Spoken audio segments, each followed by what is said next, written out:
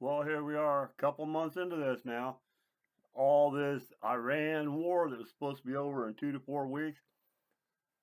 That's what Trump said. Yes, he has to.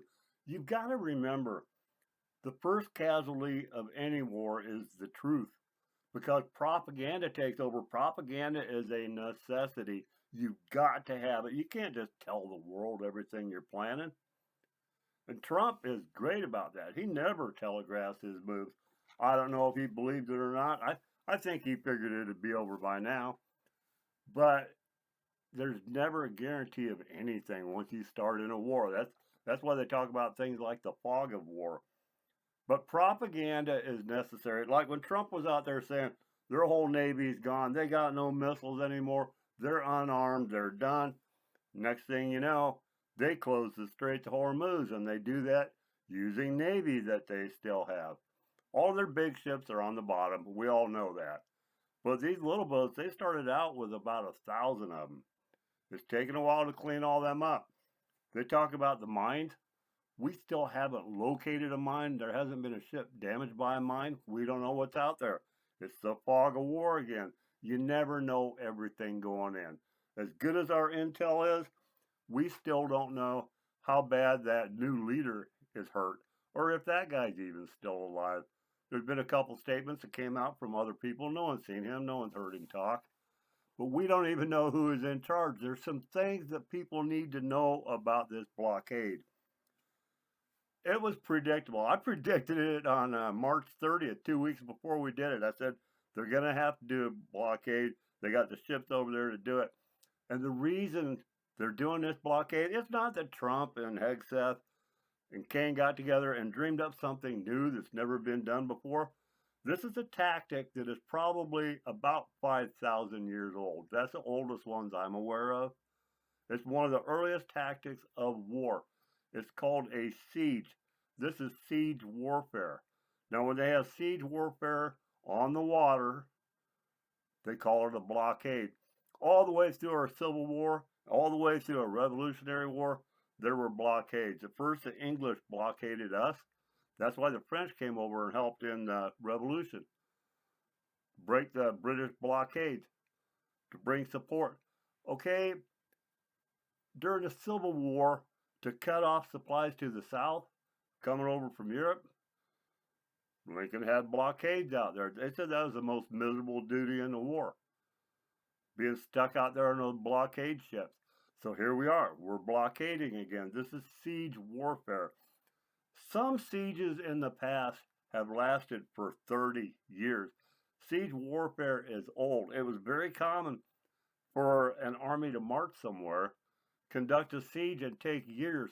The Crusades were a perfect example. That was siege after siege. Soldiers would march off to war, wind up in a siege situation. They would get back home and their kids were grown.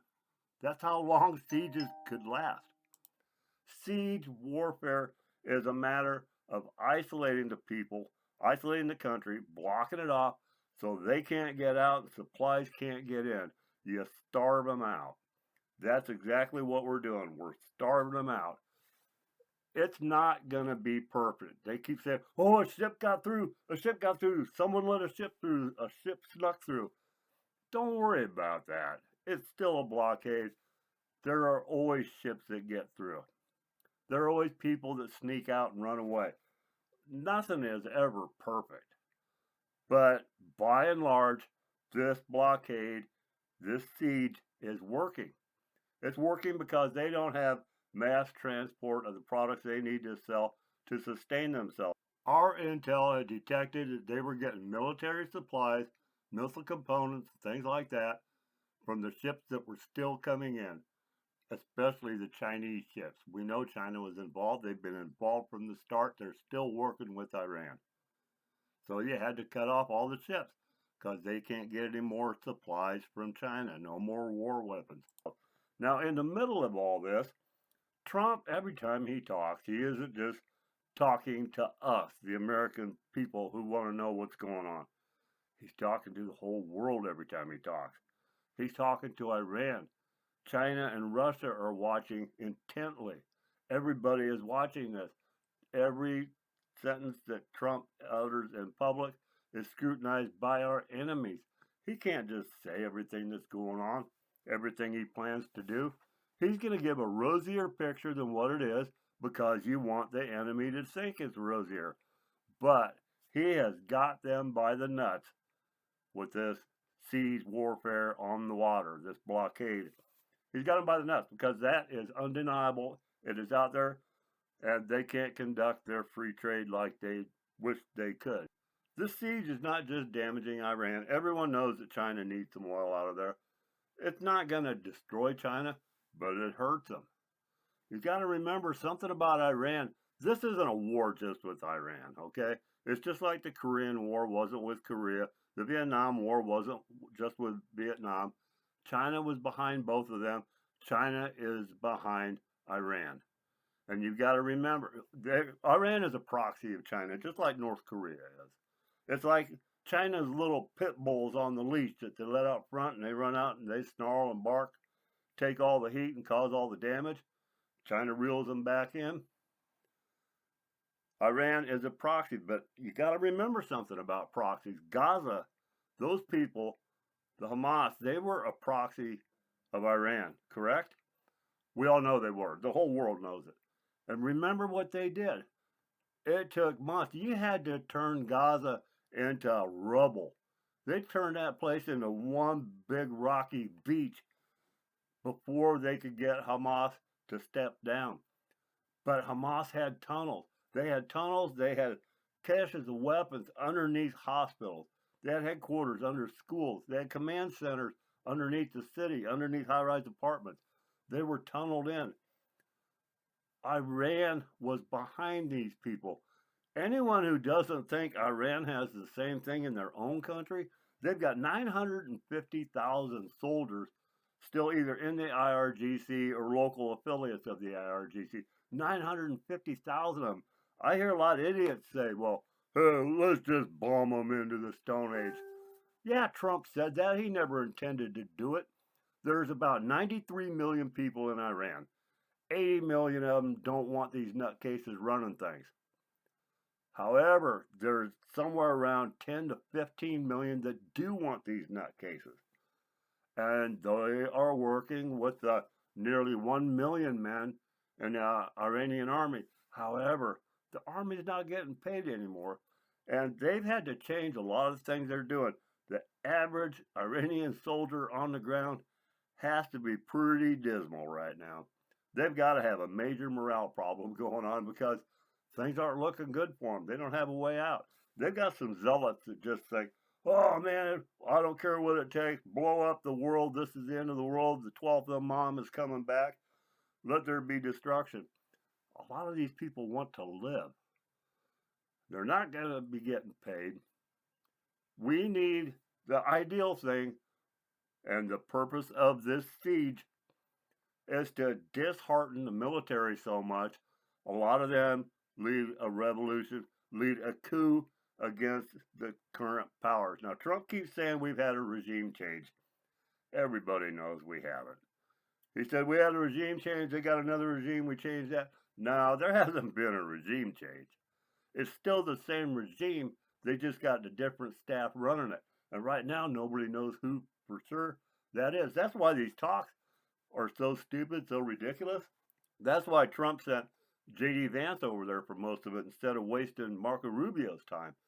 Is because they know the talks aren't going to go anywhere.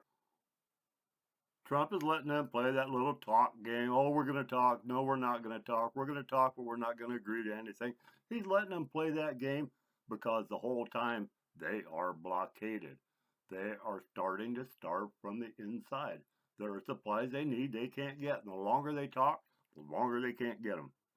We know they wouldn't honor a deal if they did make one. In the first place, I don't even see why we're giving Pakistan any credibility at all. Like they're some great kind of world peacemaker. They're a bunch of nutcases too. They've never been any friend of ours. Now, we're not even talking with Iran. When we do have talks, we give a message to the Pakistanis. The Pakistanis take it down the hall and give it to the Iranians. The Iranians growl about it for a while, and then they prepare a message, and they send it back again. And so Pakistan's in the middle. How do we even know we can trust those Pakistanis to give us the right message? How do we know the Pakistanis aren't over there coaching Iran? People forget it was the Pakistanis who hid Osama bin Laden.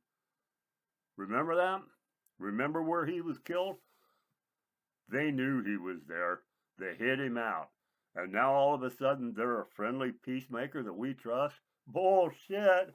You gotta be crazy to trust Pakistan. I don't even see why, except that Trump wants to present the illusion that we're trying to talk our way out of this, because everyone knows you can't talk your way out of this, not at this point, because nobody is ready to yield.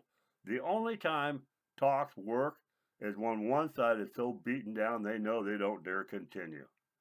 You don't start out a war saying, oh, wait a minute, time out, let's just quit. Let's just quit, guys. Forget it. You know, that's like quitting halfway through the first quarter of a football game. All right, wait a minute, let's just talk this out. We'll just decide how the rest of the game's going to go. Nah, somebody has to win and somebody has to lose. That's why Israel kept pounding Gaza. That's why we dropped the bombs on Japan. We didn't say, hey, we better talk or we're going to do this. No, you just friggin' do it. Except back then, people understood that total war meant that you bombed the cities. Civilians died because it was war. In our wars of the past, we were fighting nations where the citizens agreed with the government.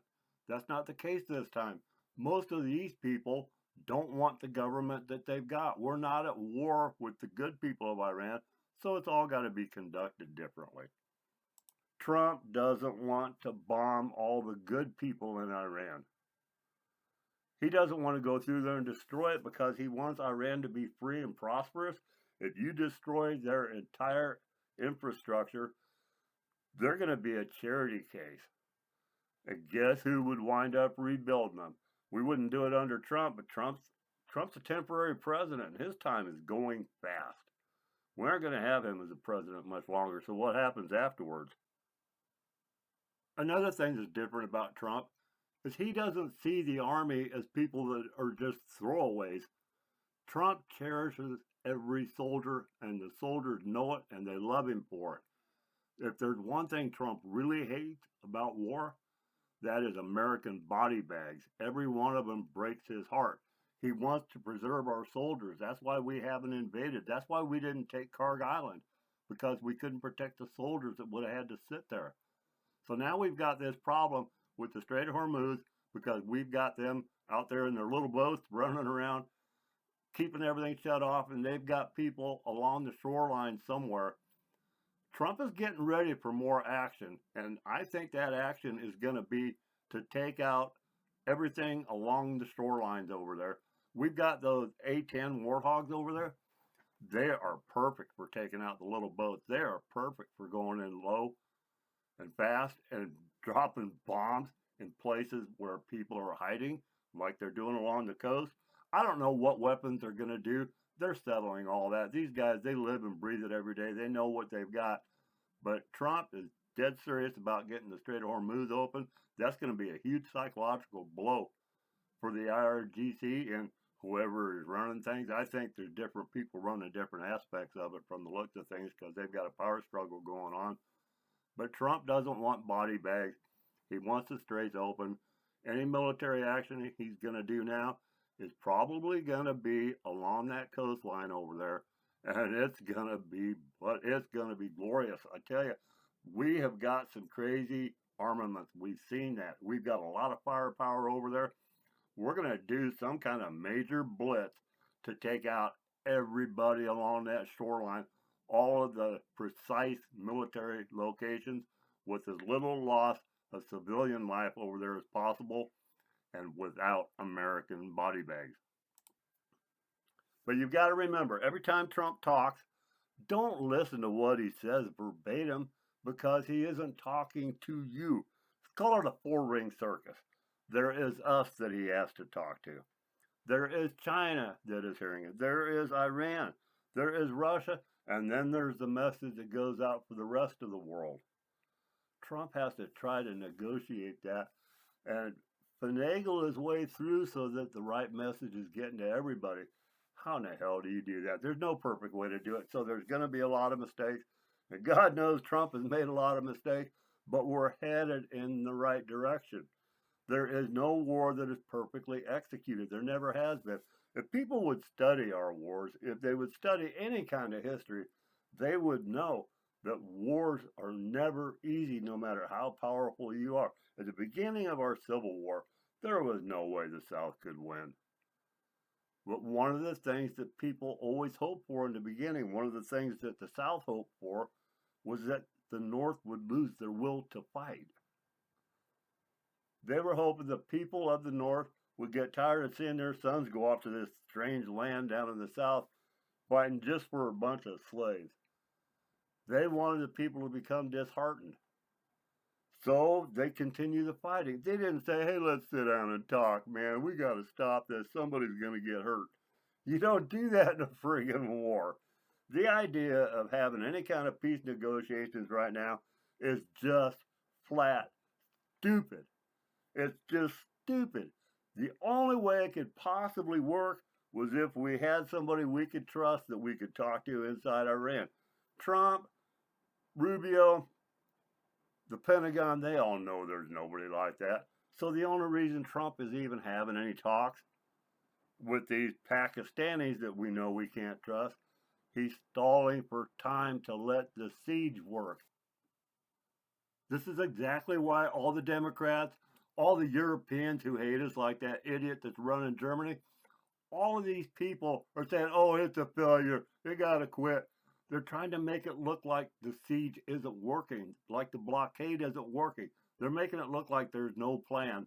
It's a brilliant plan to starve them out, keep them from getting more weapons. We do run the risk. What if China and a bunch of other enemy countries get together, or questionable countries, and they all try to run through at once? They might get some ships through. What kind of a confrontation does Z want with us? Do we want with Z? We've got to consider that, because that is a possibility. That is one of the only moves they've got. But the Democrats want to make this look like it's failing because they are globalists. You've got to remember, all of this that is going on with China, Russia, the BRICS countries, the Democrats, the globalists, the IMF guys, World Economic Forum, all these people want to bring down the West. This isn't just about Iran. Iran is the focal point right now, but we're in a global war to destroy Western society. That's why we've all been invaded with these Muslims in the first place.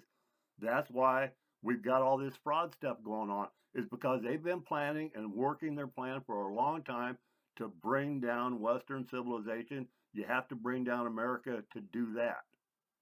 Trump is acutely aware of this. It's not just about Iran. That is the current focal point in the greater war to destroy the West. That is why the Democrats are against this, because they have been behind all of this global war to bring down the West all along. Trump smiled the other day and said, I got all the time in the world. Actually, he didn't, and I was really concerned, because I don't trust this Republican Party at all. They have shafted him so many times, but they're working with him, and this puts Trump in a really bad place now that the Republicans are helping him, because the War Powers Act of Trump runs out. 60 days is all he's allowed. Congress has that power. However, the GOP has been reading the room, because the voters want this to continue. They want the job done. They understand why it has to be done. So the GOP is backing Trump, and that really hurts Trump. He does get to extend his war powers. However, we know the GOP has been shafting him, and he has been fighting them. He has been beating them up in the media because he wants that SAVE Act passed, and he's got some other agenda issues that the GOP is absolutely blocking him on. The GOP Congress has screwed Trump since he first went in 2016. The GOP Congress has always been dead set against Trump. They'll do a few things that they like, that they think will help them get campaign donations and re-elections.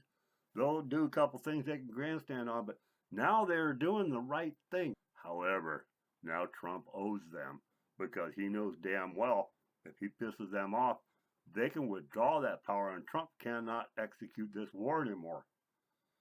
Trump is in the grip of the GOP on this now. He is dependent upon them.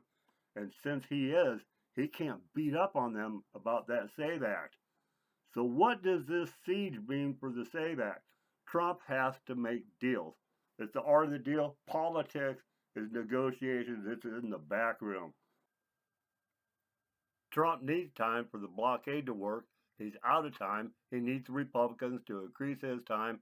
And to do that, he's got to wheel and deal with them, unfortunately. That's where the game is always played. What we see, that's just the theater production. So here we are. It's just a matter of choking them until they starve. Because nature and politics abhor a vacuum. That's an old saying. Nature and politics abhor a vacuum. There is a vacuum of power inside Iran. The people in there cannot rise up. They tried that. 40,000 of them have been slaughtered because the bad guys have all the guns. People say, well, then let's just give them guns. You can't do that. What do you think? You're going to meet them on the beach and pass out guns? And the RGC is just going to allow it? I've heard people say, well, drop them off in the mountains on pallets. Sneak the Delta forces in there. Sneak some SEAL teams in. It isn't that easy. People who say such things are just flat stupid. Trump did get some weapons to the Kurds, hoping the Kurds would go in. I thought that was a bad idea because there just aren't enough Kurds, but it would have stirred things up a little bit. However, Trump trusted them with weapons. They kept them and did nothing. The Kurds are not going to help us. Iran is not unarmed. They aren't without a navy. We've seen it. There's clusters of boats. Here's a picture of some of the boats right now again. There are swarms of them. It's going to take a while to clear them out. We're using the same equipment now that they used on the Venezuelan drug boats. It worked pretty well down there, but that's a little easier situation. We're learning as we go. Do not think that Trump is going to have the perfect plan and this is all going to end quickly. It doesn't happen that way. Not in the real world. This isn't TV. This isn't entertainment. This isn't just a fun war that you watch for a while in the evening and then you go do something else. This is turning into a real war. It's erupted in other places. China and Russia have both been helping Iran. And we get these fools in media that say, well, there's a possibility that Putin's helping them out. He's giving them intel. Well, of course he is. We're doing the same thing against him in Ukraine.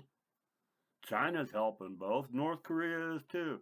These people have technological capabilities and they're all helping each other. Why wouldn't they? They're allies. We have to expect that. But this nonsense, oh, come on. Can't we all just settle this? Let's have some talks. Kumbaya. Then we can all jump in the shower together. No, this isn't going to end that way. That's just fantasy stuff. And for some reason, that kind of lunacy sells today. But the whole idea, it's not about the talks because we don't even know who to talk to. This is giving them time to eat each other inside of Iran. Because at some point, some of them are going to have to break away and help those other citizens because they know they're outnumbered. They're all going to starve together. There is no good way out. As long as Trump has them blocked in there, it's like building a wall around the country. Because the only other good ways that they can get supplied are from the north, Russia. Russia's got their hands full. But they can't do enough to help them. And out to the east through Afghanistan, through those little mountain passes, they can't get what they need in there through Afghanistan. And the Taliban is no friend of whoever the hell is running Iran right now. Don't forget, Iran and Iraq had a huge war. It went on for 8 years. There's a lot of people over there that do not like Iran. So they don't have help coming in.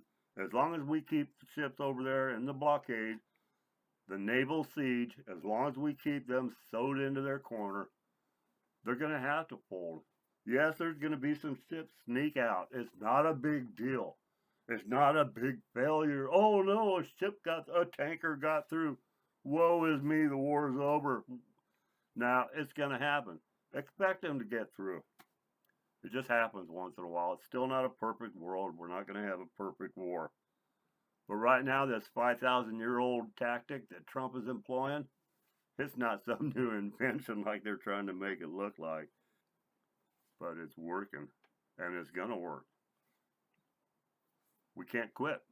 The Republican Party has to keep backing Trump's war power, and they love doing it because they know they have to make him shut up. Unfortunately, it's working out for them. But that's what happens. Nobody gets what they want all the time in politics. Trump sure doesn't, and he's not going to get everything right. He's going to make mistakes like all presidents do, like you and I do, like all humans do. So we got a ways to go in this. Right now, we're just waiting for it to implode from the inside. That's the only way to do it without us bombing them into the Stone Age, which we can't do. Not in this situation, we can't do it. So, that's what you're watching for. Watch for the cracks to come from inside Iran, because until they do, there's no end in sight. They have to have their own civil war, revolution, whatever you want to call it. And that is the purpose of this siege, this blockade of the water. Let it happen. It might take a while, but hey, you got to get it right. And if we get this right, maybe God will continue to bless this great country of ours. Thanks for listening.